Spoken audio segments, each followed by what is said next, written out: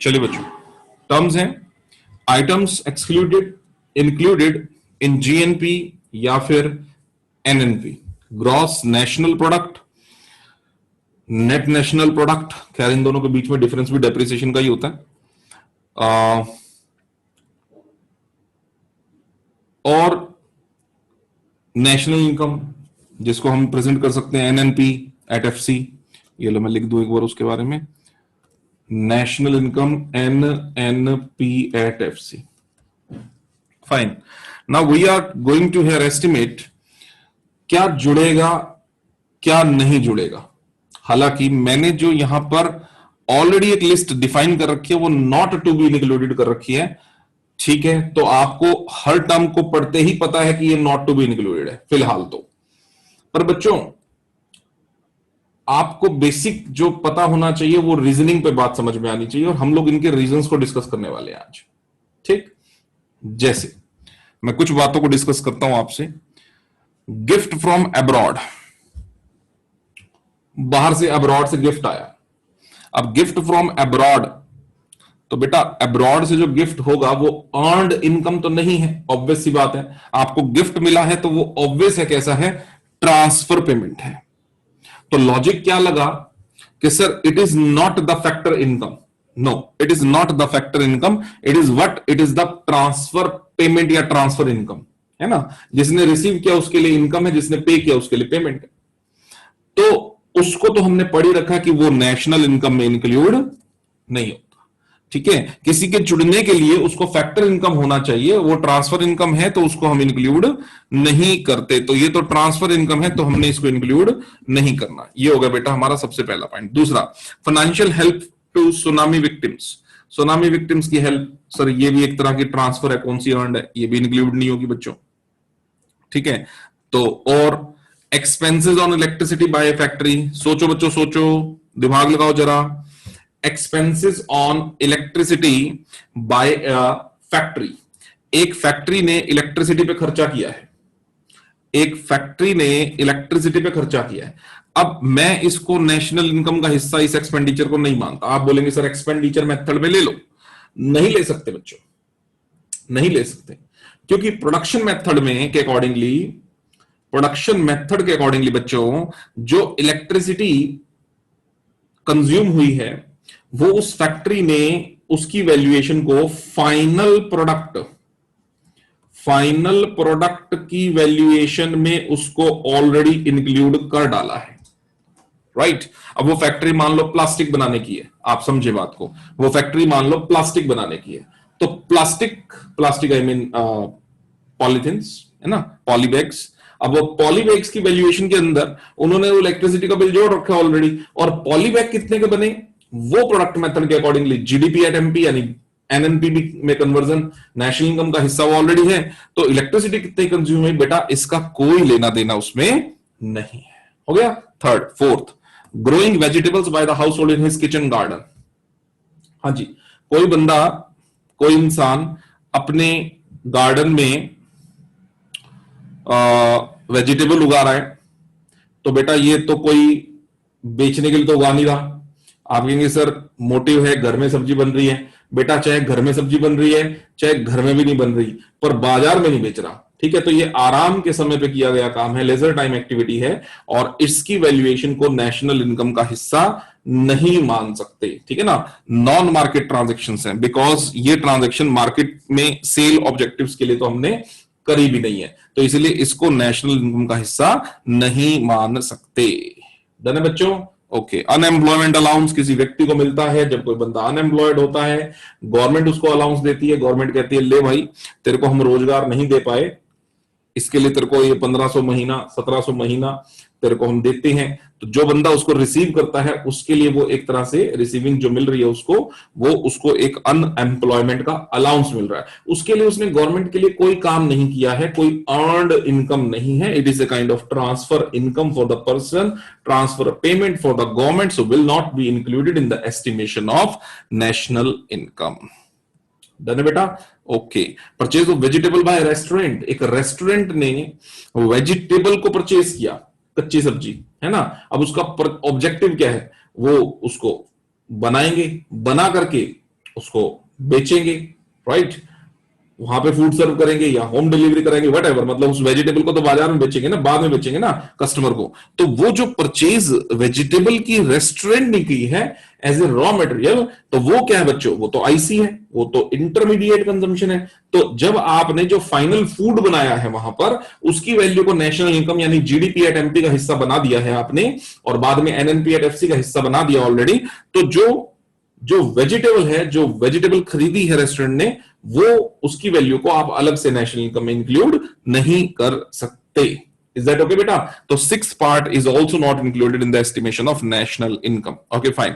Interest paid by an individual on loan taken by to buy a motor car, to buy motorcycle, payment of interest on loan taken by the employee for employer. समझो बच्चों बात को।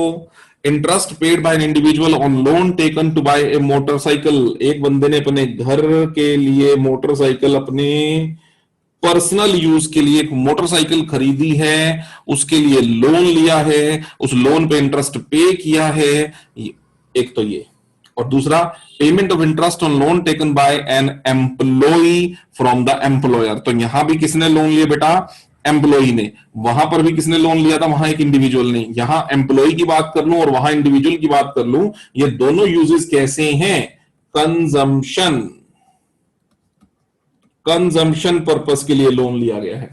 तो consumption purpose के लिए जब loan लिया जाता है, तो उसके ऊपर जो इंटरेस्ट पे किया जाता है, इंटरेस्ट पेड जो होता है बच्चों, वो आप उसको इंक्लूड नहीं करते। ठीक है, आप उस इंटरेस्ट को फैक्टर इनकम का हिस्सा नहीं मानते। तो भाई कौन से इंटरेस्ट को जोड़ते हैं बेटे? उस इंटरेस्ट को जोड़ते हैं जो प्रोडक्टिव पर्पसेस के लिए लोन लेने के काम में, लोन लेने के अगेंस्ट पे किया जाता है। जैसे प्रोडक्टिव पर्पसेस बोले तो कैसे? मान लो एक फैक्ट्री के मालिक ने ट्रक खरीदने के लिए बैंक से लोन लिया। अब ट्रक प्रोडक्टिव पर्पसेस के लिए इस्तेमाल होगा, अब उस पर पे किया गया इंटरेस्ट वो जुड़ेगा, राइट। कोई लोन लिया प्रोडक्टिव पर्पसेस के लिए, एक फैक्ट्री के मालिक ने बिजनेस में जो है माल खरीदने के लिए, बिजनेस को बढ़ाने के लिए बैंक से लोन उठाया। अब जो बैंक से लोन उठाया वो लोन प्रोडक्टिव पर्पसेस के लिए उठाया, तो उसके ऊपर जो ब्याज पे किया जाएगा बैंक को, वो फैक्टर पेमेंट होगी, वो जुड़ेगा। तो यानी कि घूम के बात इस बात पर टिकती है बेटा कि आपको ध्यान इस बारे में रखना है कि लोन जो लिया है वो प्रोडक्टिव पर्पस है या कंजम्पशन पर्पस है। अगर तो कंजम्पशन पर्पस है, बिल्कुल नहीं जोड़ना उसका इंटरेस्ट पेमेंट, और अगर प्रोडक्टिव पर्पस है, प्रोडक्शन एक पर्पस है उसका, तो यस बिल्कुल जोड़ना in the estimation of national income.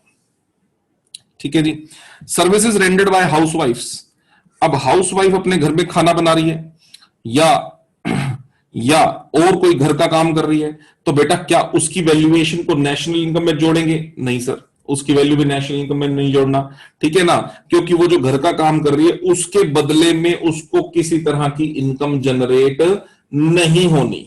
समझ रहे हो? कोई पैसे नहीं मिलने उसको इस काम के, तो इसलिए वो सर्विसेज जो है वो नेशनल इनकम में इंक्लूड नहीं की जाती। समझ रहे हो बेटा? बात समझ में आ गई? ओके। जबकि घर में जो काम वाली काम करती है उसको हम जो पैसे देते हैं, क्या वो नेशनल इनकम में इंक्लूड होंगे? यस वो होंगे, क्योंकि जो काम वाली काम कर रही है, ठीक है, उसको जो इनकम जनरेट हो रही है वो उसकी सर्विसेज के बदले में हो रही है, वो उसको हम जो दे रहे हैं वो फैक्टर पेमेंट दे रहे हैं। ठीक है, घर में कह रहे हो या किसी वर्कर से काम करा रहे हैं प्रोडक्टिव पर्पसेस के लिए यानी फैक्ट्री के अंदर, तो वो जो पेमेंट्स हो रही है वो यस वो इंक्लूड होगा, लेकिन हाउसवाइफ की पेमेंट इंक्लूड नहीं है। पेमेंट ही नहीं करनी तो इंक्लूड कहां से करेंगे? No, this is due to love and affection and hence not included in the estimation of national income. Corporate profit tax। बच्चों एक कंपनी को अपने प्रॉफिट पे जो टैक्स लगता है, कॉर्पोरेट प्रॉफिट टैक्स, जब उसका पूरा प्रॉफिट ही जोड़ दिया हमने एक बार में ही नेशनल इनकम में, profit is a part of, profit जो है वो फैक्टर इनकम का एक हम हिस्सा बनाते हैं ना, रेंट प्लस इंटरेस्ट प्लस सीटी प्लस प्रॉफिट, है ना। तो कॉर्पोरेट प्रॉफिट टैक्स तो एक कंपनी अपने प्रॉफिट में से पे कर देती है किसको? गवर्नमेंट को। तो वो एक तरह की ट्रांसफर पेमेंट है कि गवर्नमेंट को बिना किसी प्रोडक्टिव एक्टिविटी के मुफ्त में मिल रहा है वो, है ना। ठीक है, क्योंकि हमने परमिशन ले रखी है वहां पर हमारे इंडिया में बिजनेस करने की, तो हमें टैक्स देना होगा। तो इसके दोनों लॉजिक सही है कि जब आपने प्रॉफिट ही जोड़ दिया तो कॉर्पोरेट प्रॉफिट टैक्स तो उसी का हिस्सा है, वो क्यों जोड़ेंगे, एक बात। दूसरा, गवर्नमेंट को बिना किसी प्रोडक्टिव एक्टिविटी के ही प्रॉफिट के ऊपर जो टैक्स है कॉर्पोरेट प्रॉफिट टैक्स वो मिल जाता है। तो इन दोनों लॉजिक्स के हिसाब से इसको, और उसमें ट्रांसफरमेंट बन गई, तो इसीलिए इसको नेशनल इनकम में हम अलग से नहीं जोड़ेंगे, ठीक है, कॉर्पोरेट प्रॉफिट टैक्स को। ओके, आगे बढ़ो बच्चों। Increase in the price of stocks link with the trader, क्या मतलब हुआ? मतलब बहुत सिंपल है, मतलब बहुत सिंपल है बच्चों, कि जो जो स्टॉक पड़ा हुआ है अचानक से उसकी वैल्यू बढ़ गई है, ठीक है, स्टॉक की वैल्यूएशन इंक्रीज हो गई है। अब भाई स्टॉक की वैल्यू अगर पड़े पड़े बढ़ रही है तो इसमें किसी तरह का कोई फ्लो थोड़ी है यार, वो तो स्टॉक पड़ा, उसकी वैल्यू बढ़ गई, बात खत्म। It is not a flow of goods and service, so will not be included in the estimation of national income. Profit earned by foreign bank in India, okay, profit earned by a foreign bank in India. सोचो, foreign bank हमारे देश का resident नहीं है, foreign country का bank है, अब वो इंडिया में है, अब उसने यहां से पैसा कमा लिया, क्या है ये? Factor income paid to abroad, ठीक है ना। तो जब हम एनएफवाईए के बारे में बात करेंगे तो यस, ये तो factor income paid to abroad है, तो पेड टू अब्रॉड जब आप एनएफवाईए निकालते हो तो इसको माइनस करते हो, राइट। तो ये हमारी जो है, जब हम बात कर रहे हैं ये डोमेस्टिक इनकम से प्लस तो करेंगे हम एनएफवाईए, कहां जाने के लिए? National income. बट मुद्दा क्या पकड़ रहा हूं बच्चों में? मैं मुद्दा ये पकड़ रहा हूं कि जब आप एनएफवाईए के बारे में बात कर रहे हो तो what is net factor income from abroad? It is from -2, this 2 is deducted and this is 2 part of an FYPA, factor income paid to abroad. तो ये तो माइनस होगी ना बेटा, तो इसलिए इंक्लूड नहीं होनी, समझ रहे हो? Okay, next, old age pension. Old age pension बिल्कुल नहीं जोड़नी बेटा, बुजुर्गों को जो पेंशन मिल रही है वो थोड़ी ना जोड़ेंगे नेशनल इनकम की, ट्रांसफर पेमेंट है। हाँ, अगर बात ये हो रिटायरमेंट के बाद जो पेंशन मिल रही है, किसी बंदे को रिटायरमेंट के बाद पेंशन मिल रही है बेटा, वो तो जोड़ेंगे। वो क्यों जोड़ेंगे भाई? वो क्यों जोड़ेंगे? क्योंकि उसने पूरी उम्र काम किया, और पेंशन ऑन रिटायरमेंट का मतलब हमने पढ़ रखा है। पेंशन ऑन रिटायरमेंट का मतलब बच्चों हमने पढ़ रखा था पीछे, मैंने बताया भी था आपको इनकम मेथड के अंदर कि pension on retirement is to be included in the estimation of national income, क्योंकि मिल ही रही है, क्योंकि पहले काम कर रखा है, प्रोडक्टिव एक्टिविटीज पहले परफॉर्म कर रखी है। तो ठीक है जी, तो ओल्ड एज पेंशन जो है वो ट्रांसफर पेमेंट है, इसलिए इसको जोड़ेंगे नहीं। Payment of fee to a lawyer engage in a firm. अब बेटा देखो सुनो, लॉयर को हमने पैसे दिए हैं, ठीक, तो क्या उसको जोड़ें? बिल्कुल भी नहीं, क्योंकि हम जो फाइनली प्रोडक्ट बना रहे हैं, लॉयर एंगेज कर लिया, कोर्ट केस चल रहे हैं, सब हो रहा है, हम जो बिल्कुल आखिरी में प्रोडक्ट बना रहे हैं बच्चों, वो जो फाइनल प्रोडक्ट है उसकी वैल्यू हमने नेशनल इनकम में जोड़ दी है ना, बात खत्म हो गई। अब वकील के दिए गए पैसे भाई इंटरमीडिएट कंजम्पशन का हिस्सा है, इंटरफर्म पेमेंट का हिस्सा है, इसको क्यों जोड़ देंगे? अगर वकील को जो हमने पैसे दे दिए वो भी नेशनल इनकम में हम जुड़वा ले, जो फाइनल प्रोडक्ट बना है उसको भी हम नेशनल इनकम में जुड़वा ले, तो भाई it will create the problem of double counting. तो नहीं भाई नहीं, इसको नहीं जोड़ना, ठीक है बेटा।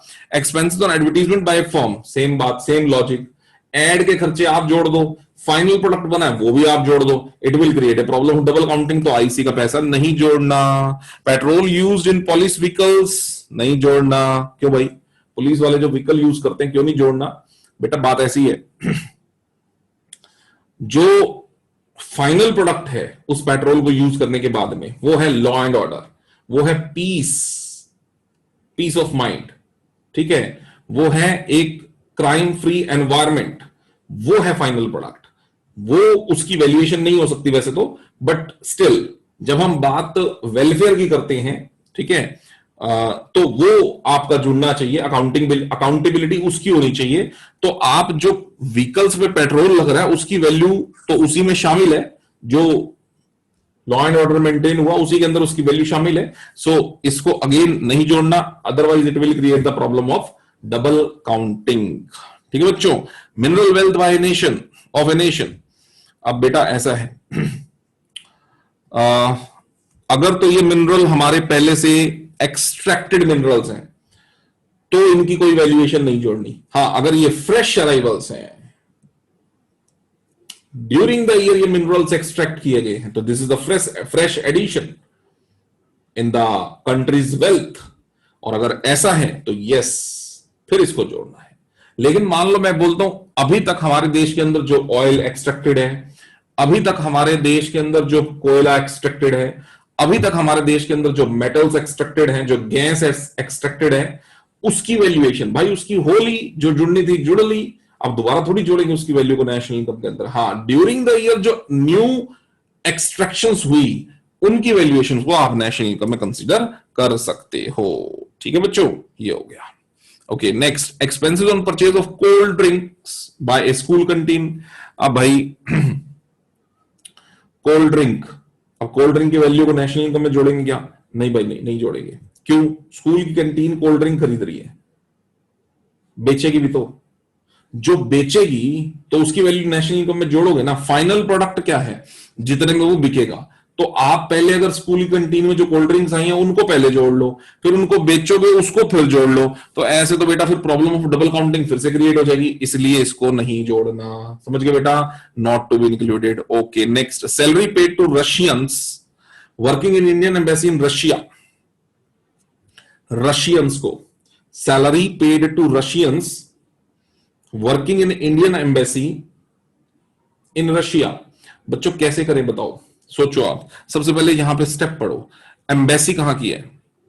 Russians working in Indian embassy, embassy India की है,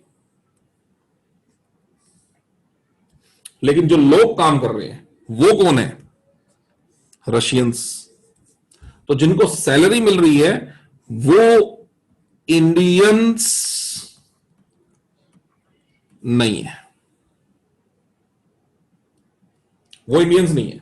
ठीक है, वो इंडियंस नहीं है। It is a part of domestic income of India, but it is not a part of national income of India, because this salary do not belongs to Indians. हमारे Indians के residents की इनकम नहीं है।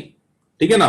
तो Indian embassy में तो India वाले उनको सैलरी जरूर पे कर रहे हैं। It is what factor income paid to abroad, कि इंडिया वालों ने रशिया के लोगों को जो सैलरी पे करी, factor income paid to abroad. Is that clear? तो अगर ऐसा है तो इसको हम माइनस ही करते हैं, डोमेस्टिक से नेशनल इनकम जाते हुए हम इसको माइनस ही करते हैं। So yes, it is not included in the estimation of national income. Okay, destruction of building due to earthquake, building गिर गई, कैपिटल लॉस हो गया ना। ठीक है ना? तो इससे आपका, ठीक है, आपका कैपिटल लॉस जरूर हो रहा है, लेकिन ड्यूरिंग द ईयर जो प्रोडक्टिव एक्टिविटीज हैं उससे कोई हमारा कोई लेना देना नहीं है, ये तो आपका कैपिटल काइंड ऑफ लॉस है। तो it is not to be taken in the estimation of national income. National income accounting से इसका कोई रोल नहीं है। ठीक है बच्चों? तो ये 36 है, अभी तो है और भी। चलो, destruction of building due to earthquake ही हो गया, 19 हो गया, 18 हो गया। Receipt from sale of property inherited from relatives. ठीक है जी, receipts from sale of property inherited from relatives, relative से इनहेरिट की गई प्रॉपर्टी, प्रॉपर्टी आपने बेच दिया। ठीक है, अब आप मुझे बताओ, आपको प्रॉपर्टी जो इनहेरिट की गई है वो रिलेटिव से मिली है आपको। ठीक है, तो जस्ट एक आप वहां से ट्रांसफर हुआ, राइट? प्रॉपर्टी आपने प्रोड्यूस नहीं करी थी। ठीक है, यहां पे कोई अर्निंग वर्निंग नहीं है, कुछ भी अर्निंग कॉन्सेप्ट नहीं है, तो जस्ट एक ट्रांसफर हुआ, अब आपने बेच के ट्रांसफर से ही इनकम कमा ली। तो बेटा ये इसकी जो सेल है इसमें कहीं भी कोई प्रोडक्टिव एक्टिविटी इन्वॉल्व नहीं है, तो it will not be included. ठीक है, तो जस्ट ये तो एक ऑब्जेक्ट था, एक चीज थी जो ऑलरेडी थी, बिल्डिंग इंडिया के अंदर ऑलरेडी थी, आपके नाम पर ट्रांसफर हुई, आपने उठाकर उसको बेचा, बस बात खत्म हो गई। तो यहां कहीं भी प्रोडक्टिव एक्टिविटी कहीं इन्वॉल्व नहीं है, so will not be included in the estimation of national income. Okay, entertainment allowance to an employee for entertaining business guests.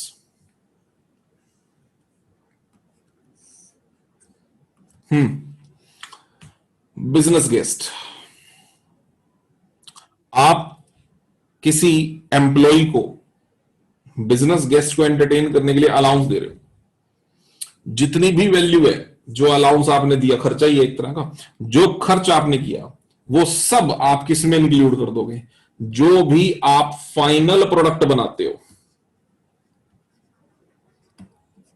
आप कारपेट बनाते हो, आपने कारपेट की वैल्यू के अंदर इसको इन्वॉल्व कर दिया। ठीक है, आप कपड़ा बनाते हो, आपने ये जो खर्चे हुए, अलाउंस के जो खर्चे हुए, आपने कपड़े की वैल्यू में इन्वॉल्व कर दिया।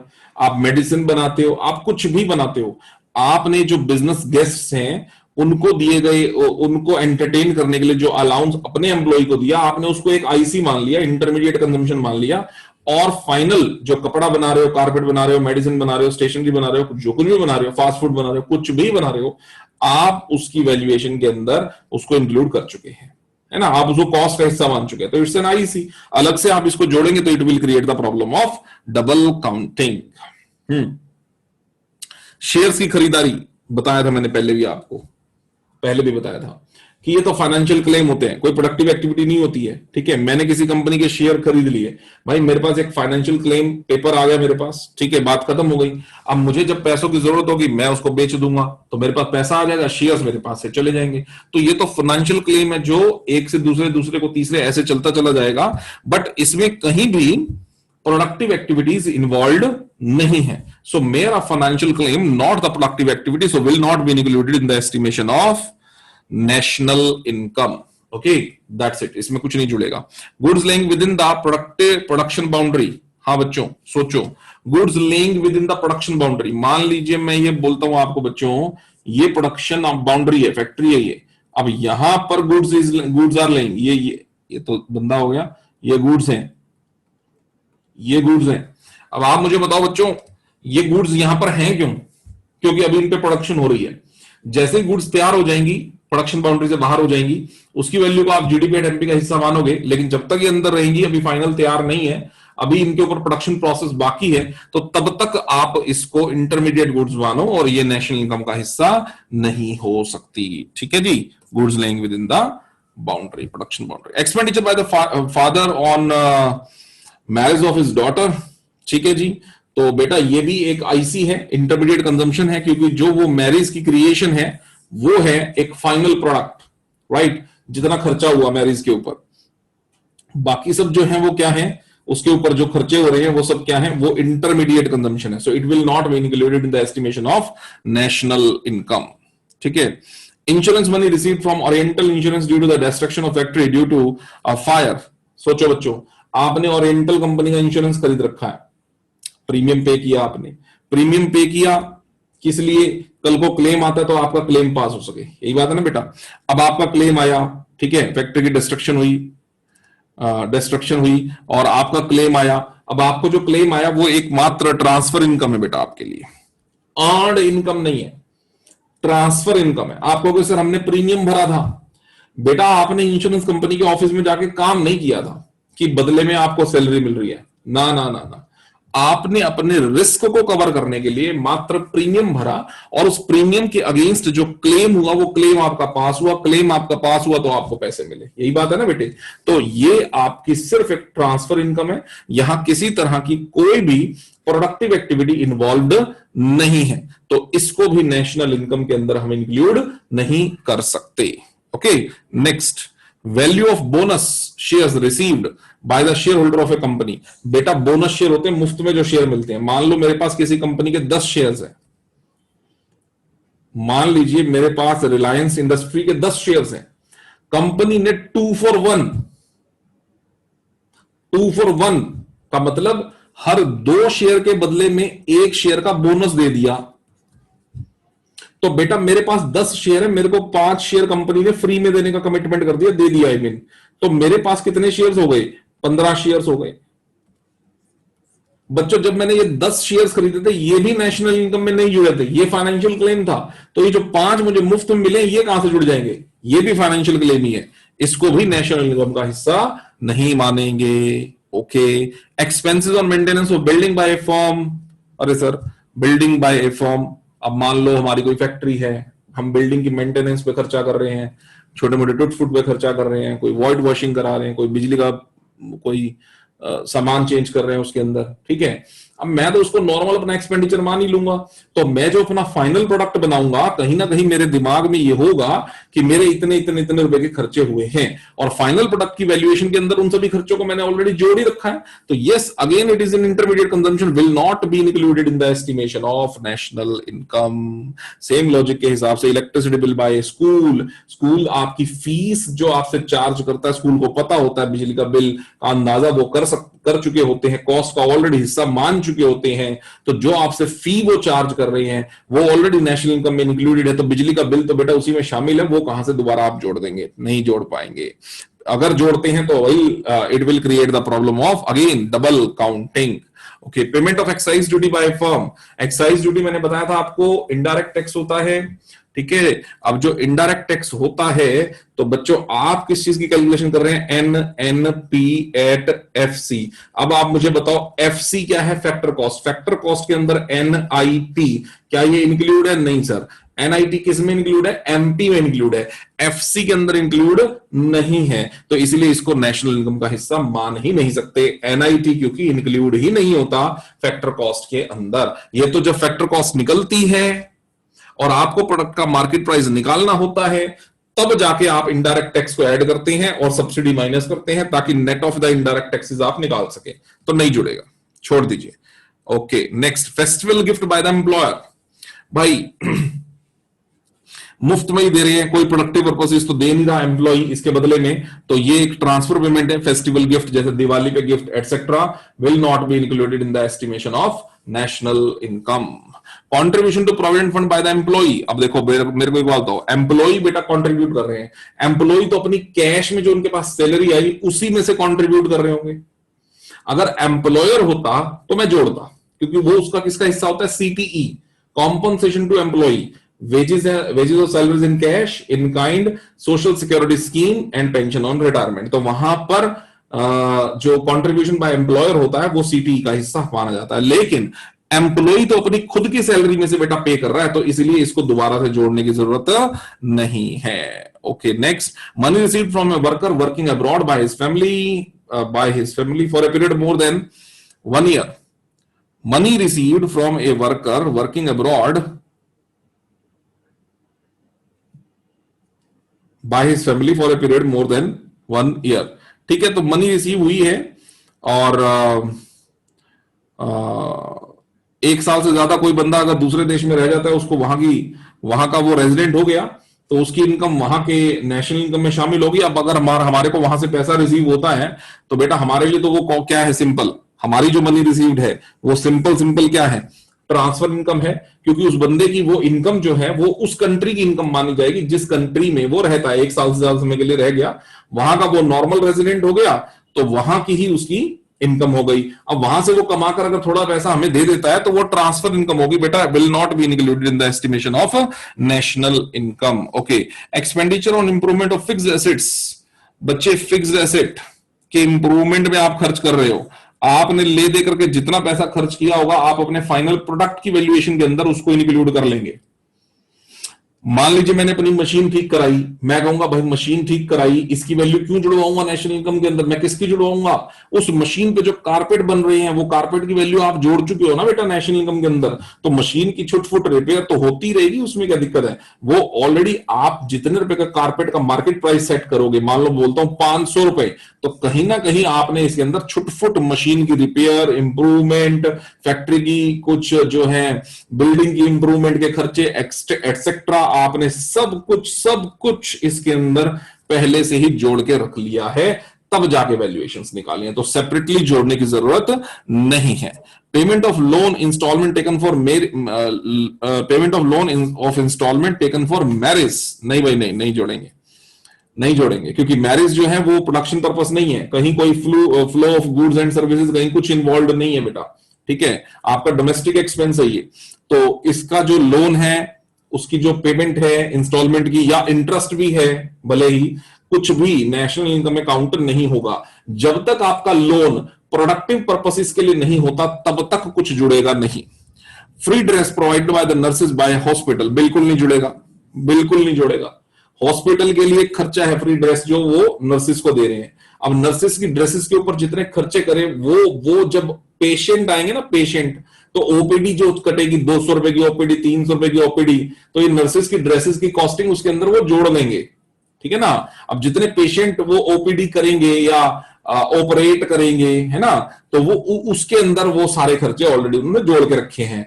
हॉस्पिटल का बिजली का बिल, ठीक है, हॉस्पिटल के जो ऑक्सीजन की सिलेंडर की सप्लाई, सब पेशेंट से जो पैसा वसूलेंगे वो सब की वैल्यूएशन, इन सब चीजों की वैल्यूएशन उसके अंदर इंक्लूडेड है। हॉस्पिटल का electricity bill, water supply, etcetera, everything is included in that OPD charges, so will not separately be included in the estimation of national income.